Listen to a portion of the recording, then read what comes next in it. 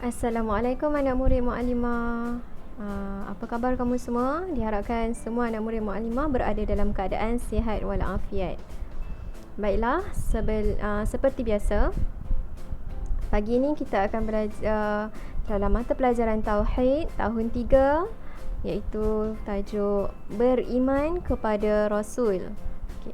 Sebelum kita memulakan kelas kita, marilah sama-sama kita menadahkan tangan dan mengaminkan doa yang akan dibacakan oleh Muallimah. Bismillahirrahmanirrahim. Allahumma aftah alaina hikmataka wa anshur alaina min khazaini rahmatika ya arhamar rahimin. Rabbi syrah li sadri wa yassir li amri wahlul 'uqdatam min lisani yafqahu qawli. Amin amin ya rabbal alamin. Baiklah. Seterusnya kita pergi kepada pembelajaran kita.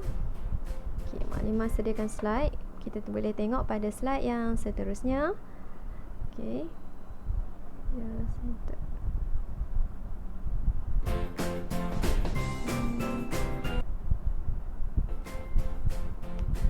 pergi pada slide yang seterusnya. Itu.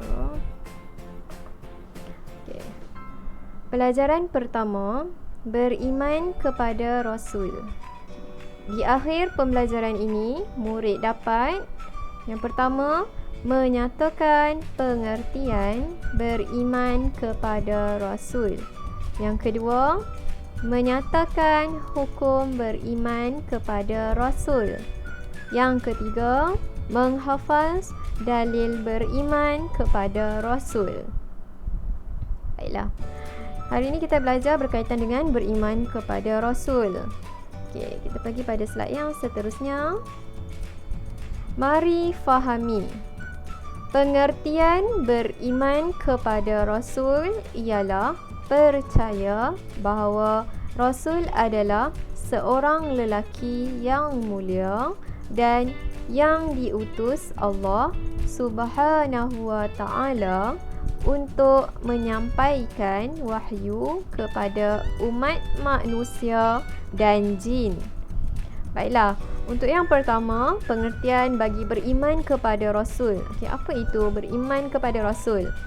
Dia adalah percaya, kita kena percaya bahawa Rasul adalah seorang lelaki yang mulia dan baginda adalah seorang yang diutus Allah Subhanahu wa ta'ala untuk menyampaikan wahyu. Wahyu tu adalah Al-Quran. Okey, Al-Quran tu daripada Allah diutuskan kepada Rasul untuk disampaikan kepada umat manusia. Baik. Okey. Seterusnya, yang kedua, sesiapa yang tidak beriman kepada Rasul adalah kafir. Okey, yang kedua, di sini menyatakan bahawa beriman kepada Rasul adalah wajib. Okey. Maknanya umat Islam, kita sebagai umat Islam wajib untuk beriman kepada Rasul. Macam mana kita nak beriman kepada Rasul?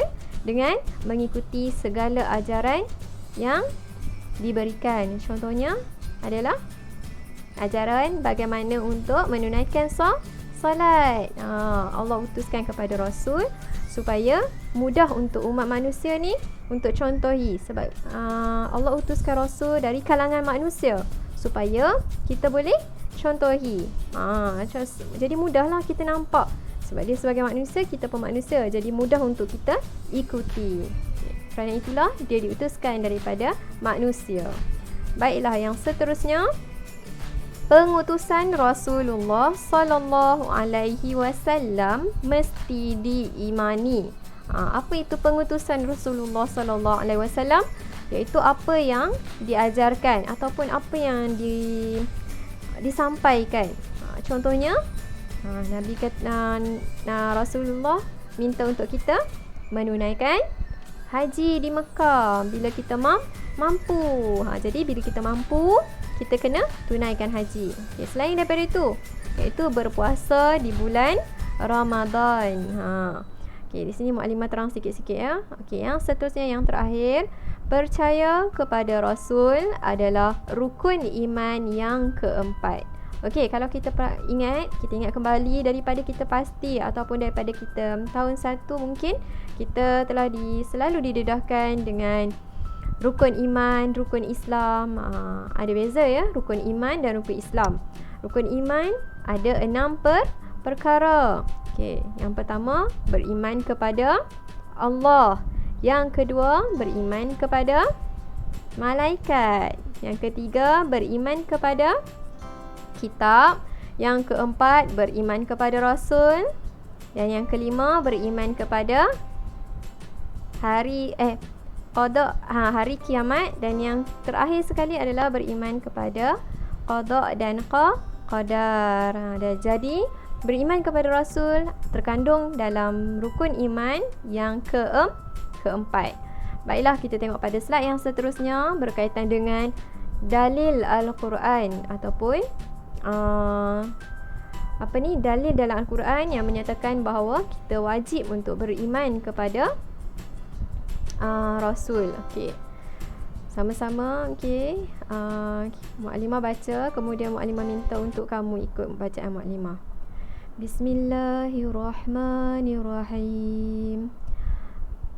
Amanar rasulu bima unzila ilaihi mir rabbihi wal mu'minun kullun amana billahi wa malaikatihi wa kutubihi wa rusulihi la nufarriqu baina ahadin mir rusulihi sadaqallahul azim.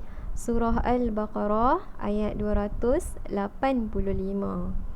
Maksudnya, Rasulullah telah beriman kepada apa yang diturunkan kepadanya dari Tuhannya dan juga orang-orang yang beriman.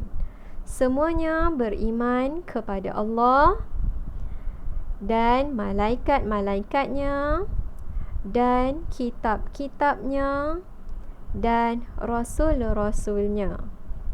Baiklah, jika kita perhatikan dalam surah yang muallimah baru baca tadi sebentar tadi, iaitu surah Al-Baqarah ayat 285. Okey, dalam ni ada tertulis berkaitan dengan bahawa Nabi Muhammad, iaitu kalau kita rasul yang terakhir adalah Nabi Muhammad sallallahu alaihi wasallam, rasul yang ke-25. Rasul-rasul sebelum ni pun beriman kepada Allah, iaitu mengamalkan ataupun membuat ataupun mengamalkanlah perintah yang Allah perintahkan. Contohnya macam kita, Allah perintahkan kita untuk menunaikan solat. Rasulullah iaitu Nabi Muhammad sallallahu alaihi wasallam pun buat juga. Dia pun menunaikan solat. Itu tandanya kita beriman kepada Allah. Seterusnya melakukan amal ibadat yang lain. Okey. Itu yang terkandung dalam dalil Al-Quran surah Al-Baqarah ayat 285. Okey. Perhatian buat semua anak murid muallimah. Okey, di sini muallimah ingin kamu semua menghafaz ayat surah Al-Baqarah ayat 285 secara individu dan rakamkan video untuk hantarkan pada muallimah. Selewatnya adalah hari Jumaat.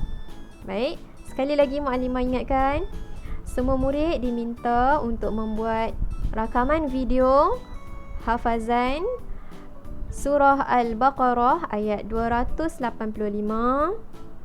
Okey. Dan hantar selewatnya hari Jumaat ini sebelum hari Sabtu. Malam pun tak apa hantar. Okey. Okey. Itu saja untuk hari ini, kelas hari ini. Okey. Seterusnya untuk latihan, muallimah minta untuk kamu jawab latihan ini. Okey. Latihan yang seterusnya.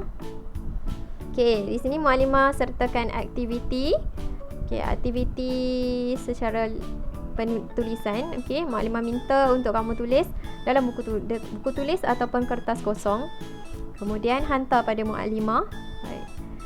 Selewatnya hari Jumaat juga beserta dengan video rakaman. Baik.